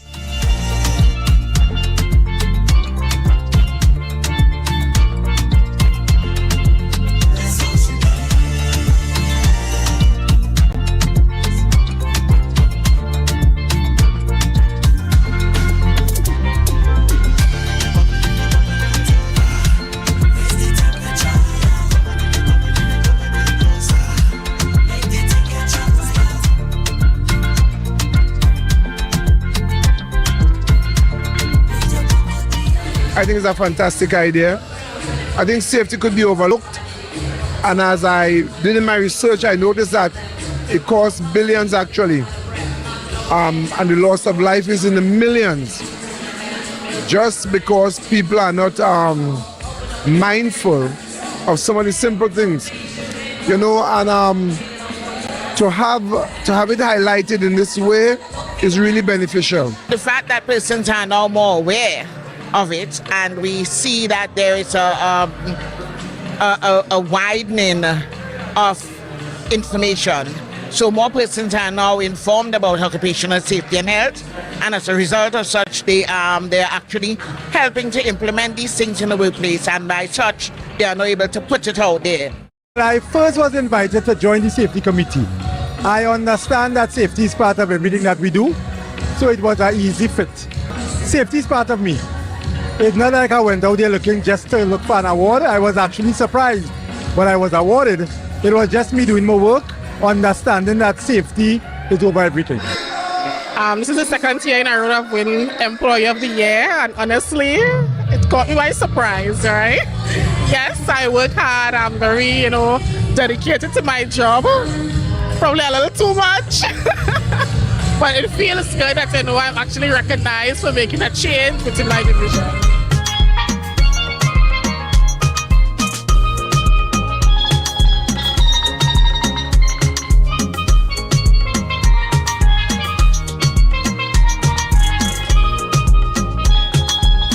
That was a production of the Department of Information, Office of the Chief Secretary, Tobago House of Assembly. You're viewing Tobago Updates Television, your exclusive gateway to the island.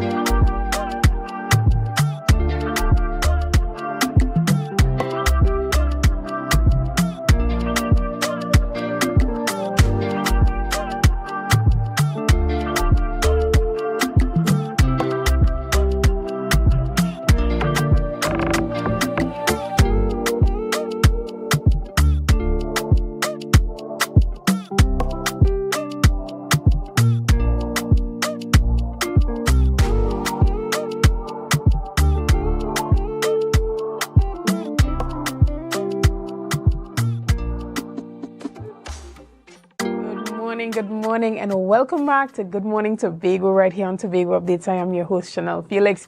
I know whenever you see me sitting here, it's because we're about to have those conversations that you want to have while I ask those questions that you want asked. But before we get into this morning's interesting topics and conversations, let's have our news in 90 seconds. The Division of Education, Research and Technology has launched a Tobago's Community Impact Program, a 2-year research-based initiative aimed at bridging educational gaps across the island. Education Secretary Zoisha Hackett emphasized that the program reflects Tobago's cultural and educational identity, shaped through extensive community collaboration. Hackett described the launch as a milestone in educational transformation, reaffirming that every Tobagonian, regardless of age or background, deserves access to education. The initiative underscores the division's commitment to inclusive, community-driven development, expanding opportunities not only for youth, but also for adults across Tobago. Additionally, the 2025 wet season has officially begun in Trinidad and Tobago. According to the Trinidad and Tobago Meteorological Services, following the weekend rain that triggered a yellow level warning, with thunderstorms and flash floodings reported. The wet season typically runs from June to December, though recent trends show May as the starting point. The Atlantic hurricane season overlaps, with forecasts predicting near normal activity. 4 systems may develop near Trinidad and Tobago. The first tropical wave has emerged off Africa and is expected by May 25th. And finally, Tobago's tourism and fishing industries are under growing threats as the sargassum seaweed crisis worsens.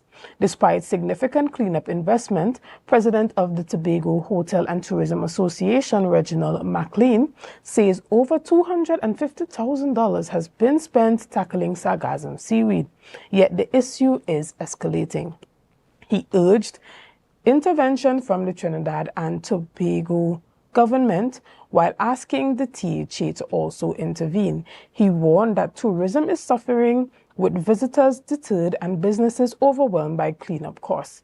A US $25 million UNDP Japan partnership will fund equipment and maintenance in Speyside. Meanwhile, All Tobago Fisherfolk Association President Curtis Douglas highlights the sargassum seaweed's toll on fishermen, damaging engines, reducing catches, and threatening livelihood. Both sectors are calling for urgent action to prevent lasting damage to Tobago's economy and reputation. And that was our news in 90 seconds. Now, this morning we continue our conversations here on Tobago Updates by speaking about the Mental Health Awareness Month. We are in the month of May still, actually, though some persons are waiting patiently for it to end. I heard some persons saying, is it not May already? But guys, we are still in May, and we are taking the time out not only to talk about it, but to understand all that's happening surrounding mental health. And this morning I have the privilege of sitting in studio and chatting with some beautiful ladies from the TRHA. This morning I'm chatting with Ms. Tennille Graham, who is a therapeutic counselor, as well as Mrs. Takian Ned Augustine, who is the senior program coordinator. Good morning, ladies, and welcome. Good morning. Good morning. Good morning. Now, when it comes to mental health, we have realized that the conversation is becoming more popular now, more than before. Before, when you heard about mental health, you just thought of mad people. And there was always a cultural stigma attached of mental health being connected to witchcraft and evil as we grew up. That's what we knew, mental issues to be. But as we, we become more exposed to technology and information, we now understand that it's a whole lot more, and it's just as medical as any physical illness, right?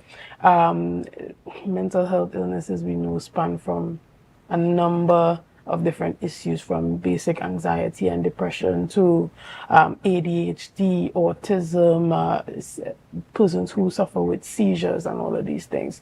But we don't want to lump everything together, right? So tell us about some of the specific work that you have been doing at the TRHA as it pertains to raising mental health awareness.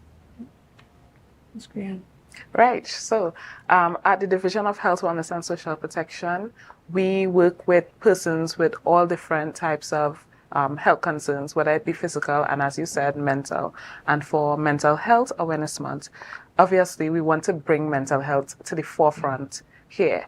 So, at the division, what we do, we work with persons specifically with mental health challenges, we like to say. So we don't really like to use the word illnesses, because not every challenge is an illness, right?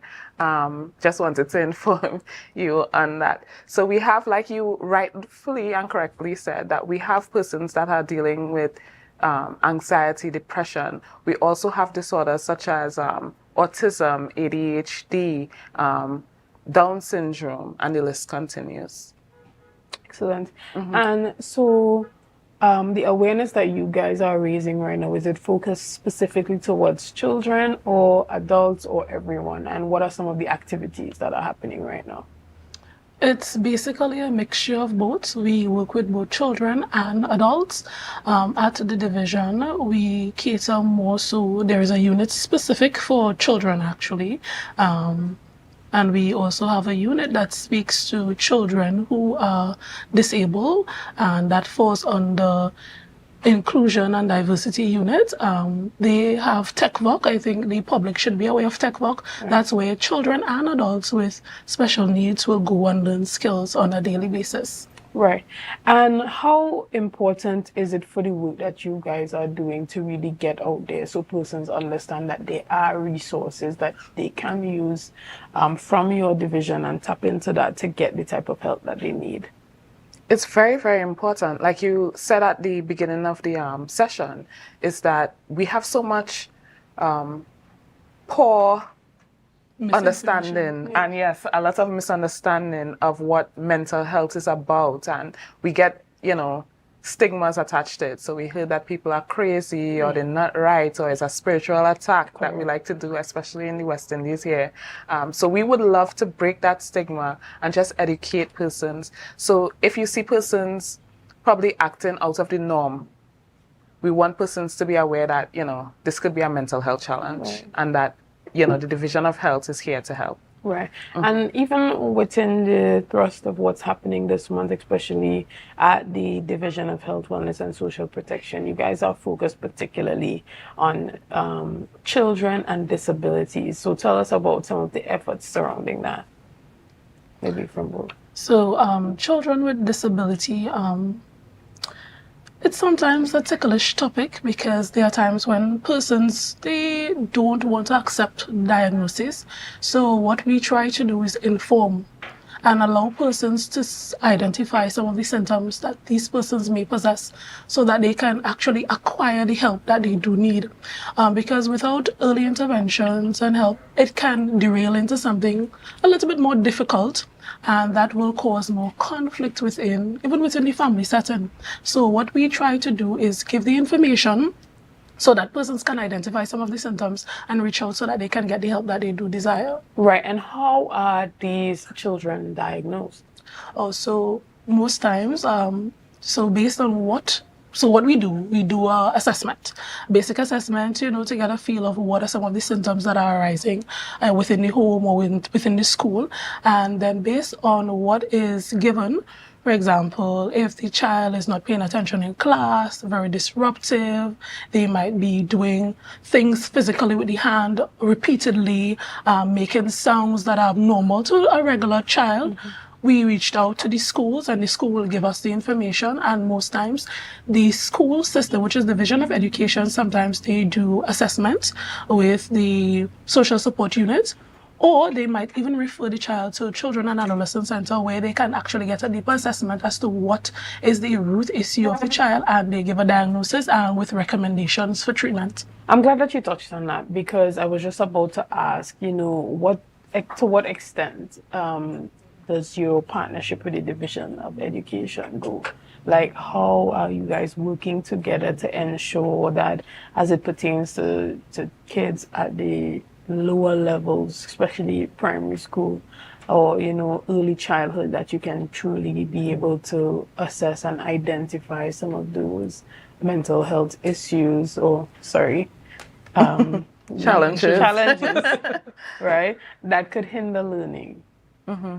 So how is that partnership really done? It's at the end of the day, we're all under the umbrella of the THE. So the main goal is to help, to offer assistance. So it's not a matter of this is education's responsibility or health responsibility. So we like to collaborate and come together and see if we could help to the best of our ability to help that child or student. A lot of times because our children are in school, the majority of them are in school. So sometimes we get referrals from the teachers themselves, you know. Sometimes they go straight to education for social support, as Ms. Ned Augustine said, or sometimes they come to us. And if it is that they do come to us, what we do is we will have something called case conferencing with the teachers or anybody who's directly involved with the child. So we could come to some sort of agreement on how to move forward with treatment. Right, and Tanya, I know that you would have done some international study as well. How was that for you, transitioning from that international environment and seeing some of the strategies that they implement, you know, in the first world, and trying to implement it into some of the policies and recommendations that you are making here? It has been, at the beginning it was, I wouldn't lie, it was a little bit challenging, but I would like to say that Tobago is very, very blessed. We have a variety of resources and we have a government that is truly willing to be at the forefront of help. So it's not that or my suggestions would have been tossed aside. Everything is trying to be incorporated for the betterment of Tobago, I guess. Yeah. Excellent. And how has it been for you working with kids with disabilities? It's been honestly overall rewarding. That's the word. And I know it's a cliche. I know, you know, people say it all the time. But when you see the improvements and you see them conquering something that they once could not have done, you can't help but feel that sense of pride, that sense of achievement for them, and just, yeah, it's very rewarding. I think Ms. Ned could attest to the same. Yes, it is rewarding sometimes when you see where you started with that particular child or that family and you get them to a place where they can help themselves. It's really rewarding, and it's refreshing to know that whatever you have learned, you can input it into a family so that they can strive on their own without being too dependent on you as a therapist or a social worker or a case management officer. I'm glad that you mentioned that, because I was just about to talk about the importance of the partnership with the parents, because in the beginning you said that a lot of parents don't want to accept the diagnosis. So how do you collaborate with parents and open that dialogue to have them not only accepting of the resources, but, you know, just being more willing, open and accepting towards their child? First, I must say that information is very important. Sometimes it's just that you don't want to be looked at as something is wrong with your child or something, my child is different. So I think that's some of the mindset of some of the parents. So I believe once you give them the information, they see the symptoms for themselves and they actually return to you for the assistance, because the reality is you can't force someone to accept help. That's the truth. If you force someone to accept help, you're basically doing it for yourself and not for the actual person who needs that help. So it's always best to give the information, allow them to see it, and then let them come to you for the assistance. Right, and I guess you can also respond as it pertains to that partnership with the parents and getting them to accept the child. Fully agree with what Ms. Ned Augustine said, is that it is a challenge, you know, to get parents on board. It's scary. I could understand from their perspective. Like she said, there's a stigma in Tobago. Like you said, there's a stigma in Tobago, and nobody wants to know that they are different or abnormal, you know. And you could carry a horse to a river, as the saying goes, but you can't make them drink. Right. So we will give them the best suggestions, the best recommendations, and tell them how we plan to intervene or give some sort of intervention. And a lot of times it's not received well. But I could tell you, the majority of times, they will return and they will say, okay, I see what you were saying, Ms. Graham. I do want the help, and, you know, how we could move forward. Right. Yeah. What type of systems are in place to support parents, like a support group that parents can be a part of? Is this something that exists, or is it something that you have thought of implementing so that parents have that support system among themselves too? Not just for the resources that you provide at the division, but that emotional support. So at the division, we do have therapeutic counselors that work with parents. We do have parenting programs, co-parenting programs that you can reach out to for support, because it's not easy. It's not easy. Also, I just want to advocate for some NGOs. So we have an amazing NGO called Autism Tobago. It's not directly associated with the Division of Health. Right. However, it does provide parental support for persons with autism, right? And we also have something called the Down Syndrome Family Network. Right. There are NGOs that offer a wide range of support and, persons who want to just air their frustrations. So. And what about just general mental health NGOs? Are there any that support, child and children's mental health and well-being outside of the autism and the ADHD those challenges? Just general, especially where social issues are concerned, right? A lot of times, there are problems in the home where those children need that support. So are there any NGOs or independent bodies that help with that in Tobago that you know of? At present, none that I know of, but I am willing to find out, because that sounds like a great idea. No, because someone asked me actually yesterday, she messaged me, she said, do you know of any NGOs that are focused on mental health for children, right? And not just as it pertains to the challenges, right, of Down syndrome and autism and all those other, challenges, but just to give support to children who are at risk or facing. I mean, let's look at the situation where we had 3 children losing both parents, right, in 2023. How do we create a system that supports them as they continue to go along, or have NGOs and work that takes place to bring them into a community that helps them to thrive and to grow and to develop? Well, I can't speak for the NGOs, but I can speak for the division. Right. And we do offer support for cases like that. We have had cases like that in the past where we intervene, and like we spoke about case conferencing. So if it is that a similar case to that happens, God forbid, but if it does happen, we do collaborate with all the agencies involved. So whether it be education, CAC, CSSU, everybody will jump on board to see how these children could be helped. Right. And even for those parents who, as you say, they may not want to accept it, but you cannot shove it down their throats. You can't force them, right? Children suffer. So what is done in a situation like that, where the parent is just like, he's fine or she's fine, she's good, they're just different, but they're fine?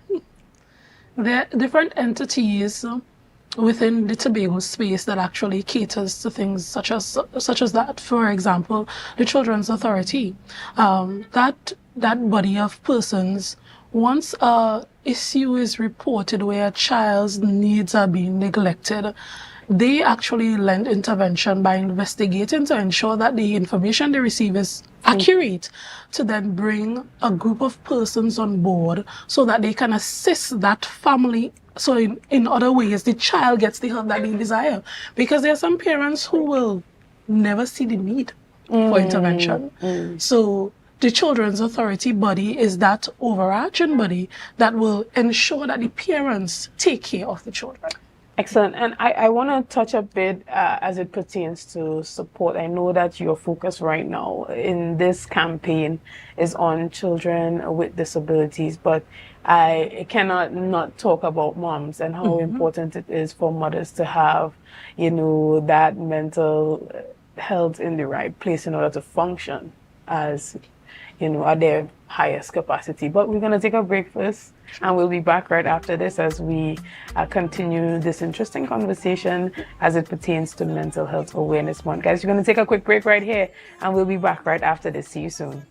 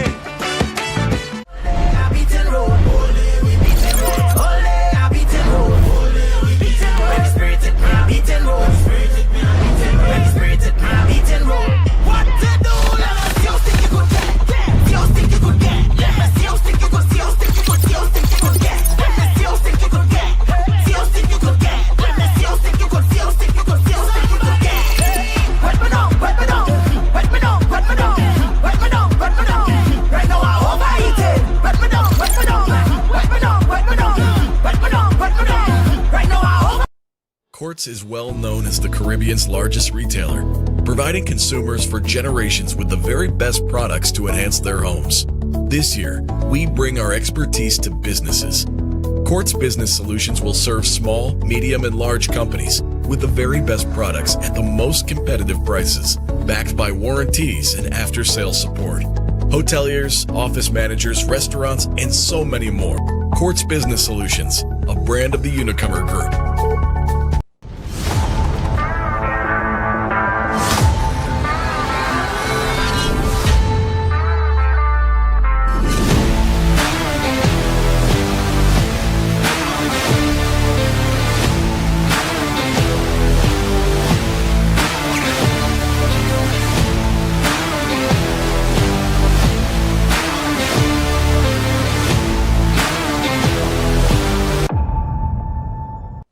Guys, there are some new developments in housing in Tobago, so it's goat racing time. This is 116, the show that keeps you in the know with all things Tobago House of Assembly.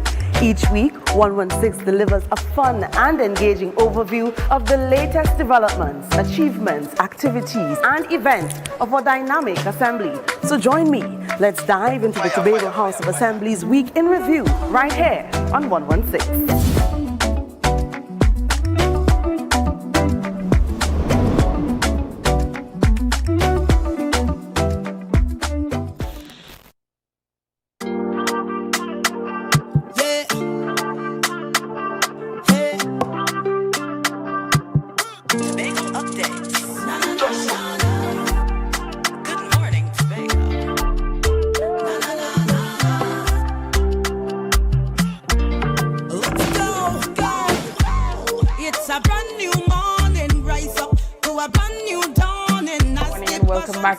Tobago right here on Tobago Updates. I am your host, Chanel Felix. Guys, this morning we continue as we chat about that Mental Health Awareness Month and everything that the Division of Health, Wellness and Social Protection has been doing to raise awareness. Now, this morning I continue my conversation as I sit in studio, and before we were talking a bit about children with disability, and I have the privilege of sitting with Ms. Tennille Graham as well as Ms. Takiana Ned Augustine. And this morning we want to touch on a little topic before we end off our discussion on the importance of mental health for mothers. Whether you're a single mom, a married mom, you're in a relationship, or you are, one of those older moms that are just tired, child. This morning, what are some of the resources that are available to help moms master mental health and being the best version of themselves? At the Division of Health, Wellness and Social Protection, there is a unit called the Behavioral Health Unit. This Behavioral Health Unit has 2 subunits underneath it, which is the therapeutic counselors, and we have mediation. You can go to the division on a walk-in basis, or you can even call the telephone, or you could check it online, the website, and send a message so that you could even come and speak with someone about some of the challenges that you're facing as a parent. And when I say parent, I mean both mom and dad, and they will lend intervention to assist you dealing with whatever issues you may be having within the home. Sometimes they might even get referrals from the court where they have to do mediation between both parents to ensure that the personal biases and issues don't affect the well-being of the child. So that's something that they can look into if they're interested and they need that assistance at the Behavioral Health Unit at the Division of Health. Excellent to know. And, you know, a lot of the mental health that moms face are often tied to limited resources to do the basic things that they need to do for themselves and their children, as well as the support from whether it be family or partners. I know that the division has different financial resources there that moms can access, specifically for those mothers who are single and don't have the support from the father of the child. What are some of the resources that are available in those cases? That will be the social support unit. Right. That social support unit allows persons to come in on a walk-in basis, and you give them your information and they do a means test to assist you. They do such as home improvement, furniture such as like a bed or fridge. Right. They even assist with food card temporarily. Right. So those are some of the services they can receive at the support unit. We also have a program called PAM. It's a program for adolescent mothers. Yes. So for young mothers, probably teen pregnancies or early 20s, who may just need a little extra, you know, support. So we have programs like that. Yeah. Okay. And I can touch a little bit more on PAM. So PAM, Program for Adolescent Mothers, is geared to children who are in the school system and got pregnant, and they are free to go to this program. They are normally referred from the community centers, health centers, who will, when you go in for your prenatal checkups, they will refer you to this program, and you get skill-based as well as educational based. So that is something that is catered to young mothers. Are they also given a stipend in this program? Yes, a stipend is given once you attend. Yes, once you attend. So you can't just sign up and don't show up and expect to get a stipend. Right. Yes. Well, I'm glad that you raised that, and I'm glad that we will, even though we are talking about children with disabilities, that we could make sure that we allow the moms out there, young, old, to know that there are resources to help you with your mental health, because we know that if the mothers are not in the right place, it has a negative impact on the children. And not just mothers, fathers as well, but specifically, you know. I got you all ladies this morning. So guys, we want to thank you so much for being a part of this morning's discussion. Thank you for coming and brightening up my set this morning. Thank you for bringing your resources and all the information as it pertains to the type of help that is being offered by the Division of Health, Wellness and Social Protection. And we look forward to not only tapping into those resources, but continuing to promote them here on Tobago Updates. We are open whenever you need us to use our platform to spread the word as it pertains to helping women, children, and all of Tobago to maximize some of the resources that are available to assist them in their mental health. Again, there's counseling available. There's also the parental youth. Yeah.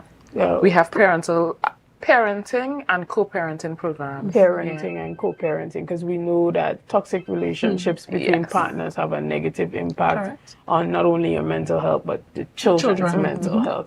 So these are things that you can tap into again. So if persons want to reach out or they want to benefit from some of the services, how can they do so?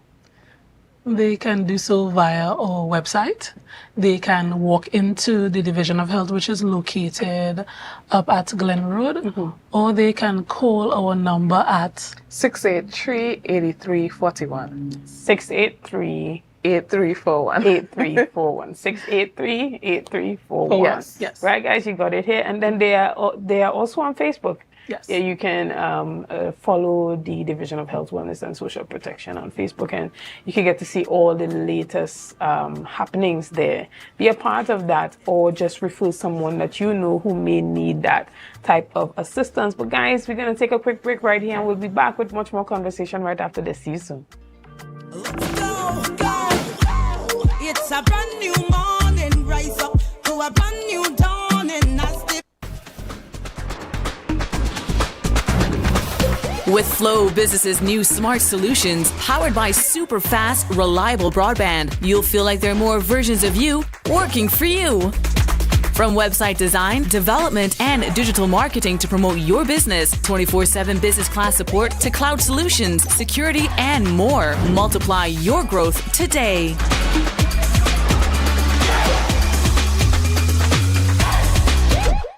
Do you think you know Premier League or Champions League football? What about international cricket or the IPL and CPL? How about NBA basketball?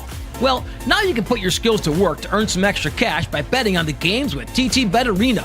Simply go to our website, choose a sport you want to bet on, find the games, and place your bets. And with your computer or mobile device, you can bet from anywhere. Just go to ttbetarena.com, sign up for a free account, make a deposit, and start betting. It's that simple. You can even qualify for our $2,000 sign-up bonus. We also have horse racing, plus live casino games where you can bet using TT dollars. And check our new Tobago location at 7B Milford Road, Crown Point. For more info, call or WhatsApp 494-0634. TT Bet Arena, the #1 sports betting company in Trinidad and Tobago. You can now get whatever you need whenever you need it anywhere in Tobago with Tobago. Your meals, medication, groceries, and shopping all delivered directly to you. No more hassle, no more stress. Get the Tobago app today on Google Play or Apple App Store. That's TAPPOGO, and let us deliver to you. Check our website at www.tapogo.app or call the experts at 494-TOGO and 484-4746. Tobago. Relax. We will get it to you. Tobago's at your service.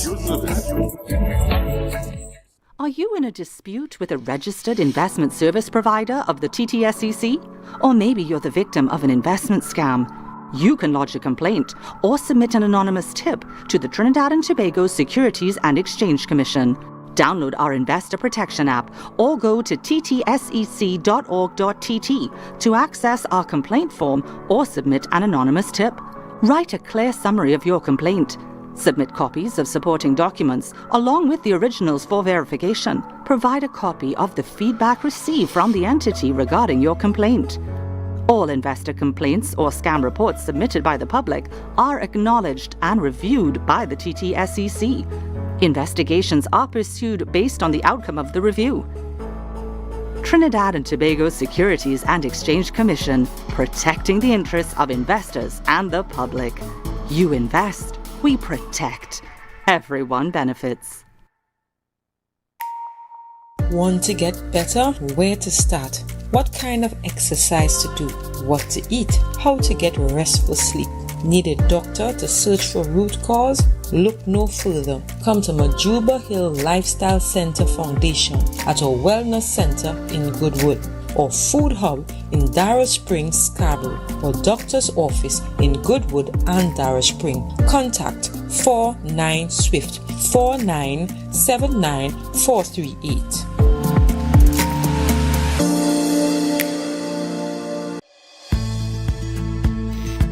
TNTech is pleased to advise that its Roxborough Service Center has reopened.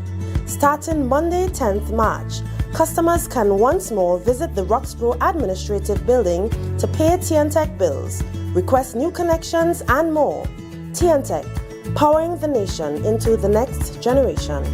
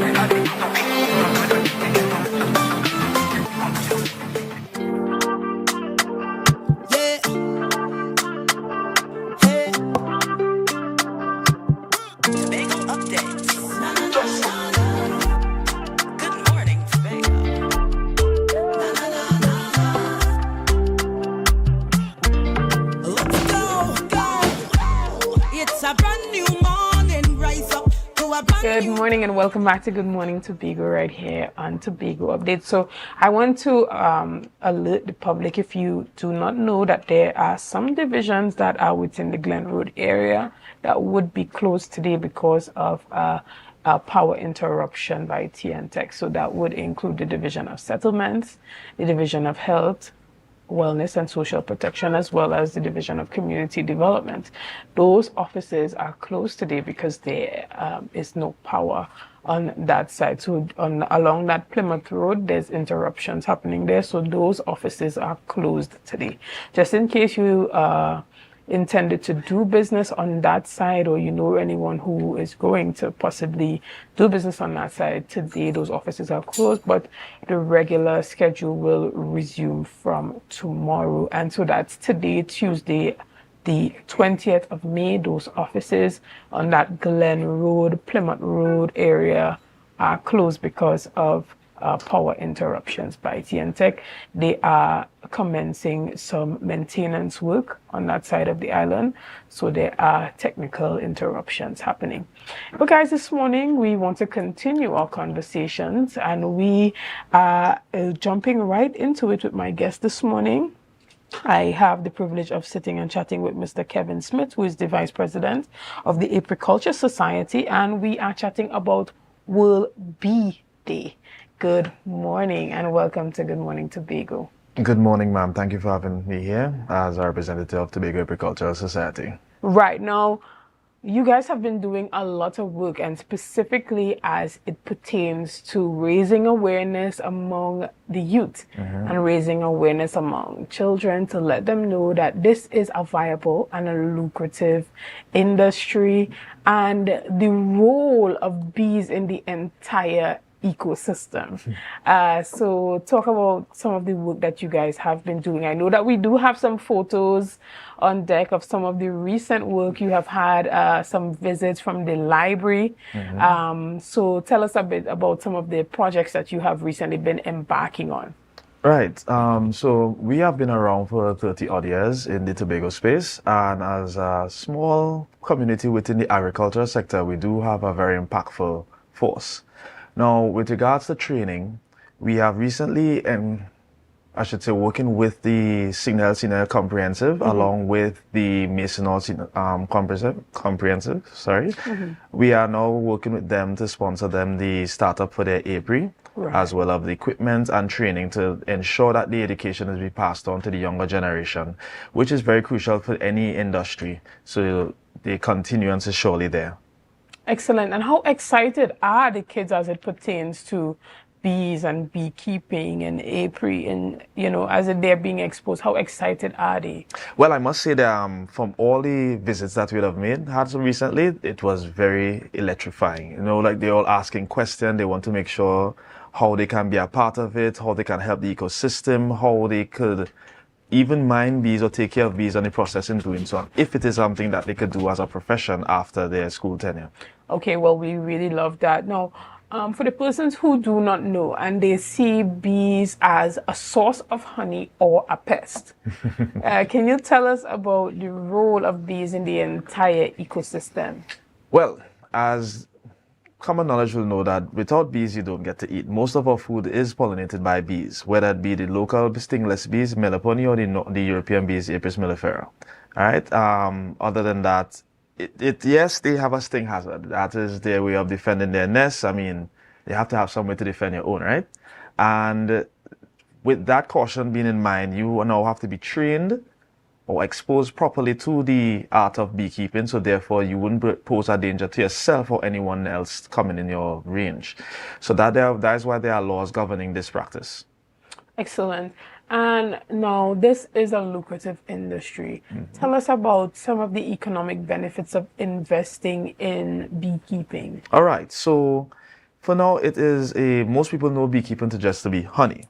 Right. That's the basic thing. But as we go forward and explain to people, honey is considered some of the cheaper aspect of beekeeping. Yes, we have things like the other products of the hive, like propolis, well-known beeswax. Everybody knows beeswax Right. is something that's used in everything else. Mentioned propolis. Propolis is a sap the bees bring, tree resin that they bring into the hive and they use as bee glue.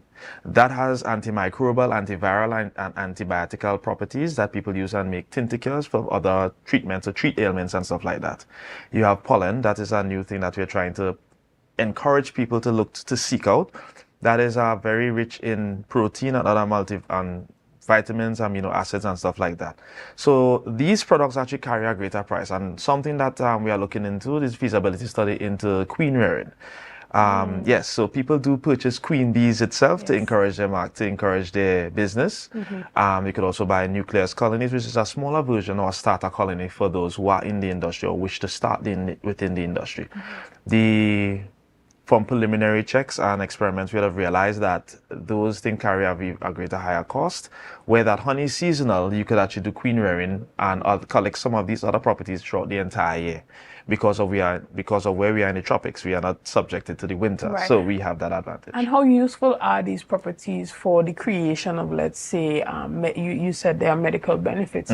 So as it pertains to creating medicine for different illnesses, and what is the type of technology that is needed to, expand the research and development of that area? All right, so I'll talk about the research and development. Currently, we're partnered with UTT in some of these studies. Up to last week, they were here collecting samples of honey throughout Tobago from the east, west, north, and south to get the different properties and qualities within the different microclimates within Tobago. Because truth be told, in each area, although Tobago is a small island, within each area you will have different tastes, different values based on the flora and fauna available at that given time. The medicinal value that you mentioned with regards to especially talk about the propolis, it is something that's called a tincture, which is basically soaking it in alcohol, a specific terrain. Okay. And what it does over a period of time is extract most of the properties out and it is stored inside there.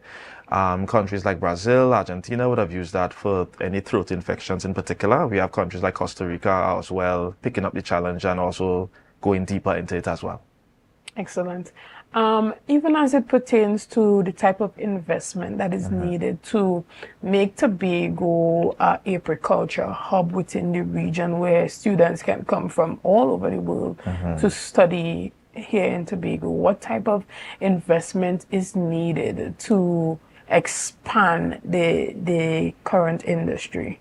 Well, that has a lot to do with collaborative efforts between the THA and ourselves and other private stakeholders to ensure this dream becomes a reality, because not one person could push this dream. Fair enough.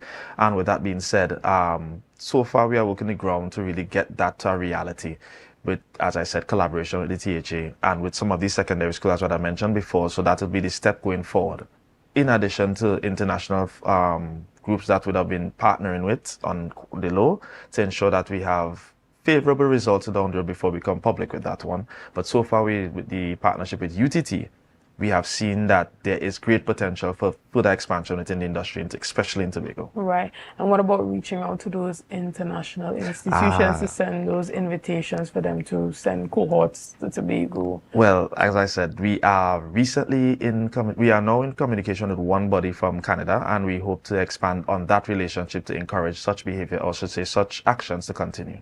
Excellent. Well, we want to thank you so much. Is there anything that you want to say to Tobagonians? Is there any activities that you guys have coming up as you celebrate World Bee Day that the public can support? Well, today we're encouraging persons to visit the Botanical Gardens, where the Tobago Reforestation and Watershed, where they are having under the theme, Be Inspired by Nature to Nourish Us All. They're having, you could bring your flowers or anything there. We could establish a pollination zone. So the activity today will be at the Botanical Gardens. Excellent. So that's at the Botanics today. We are celebrating World Bee Day. Yes. Can you tell us what time it's starting? I believe you could come from from 10, 11 o'clock today, and you can start a drop-off.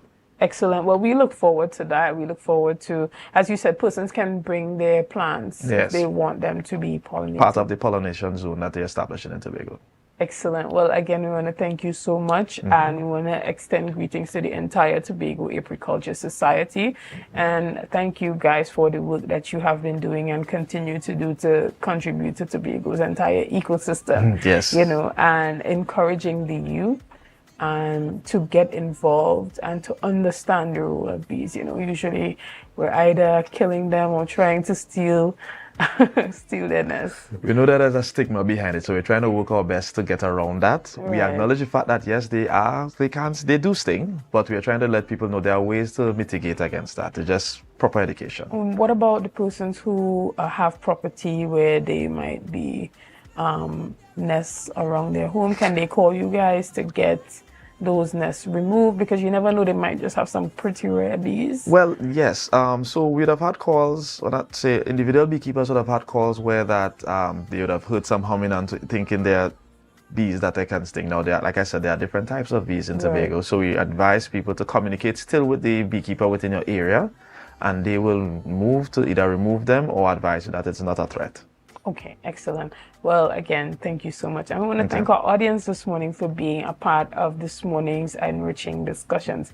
We want to thank you for your likes, your shares, and your comments, and all that you have been doing and continue to do to make Tobago Updates the #1 broadcaster here on the island of Tobago. Guys, again, I am Chanel Felix, and have a great day.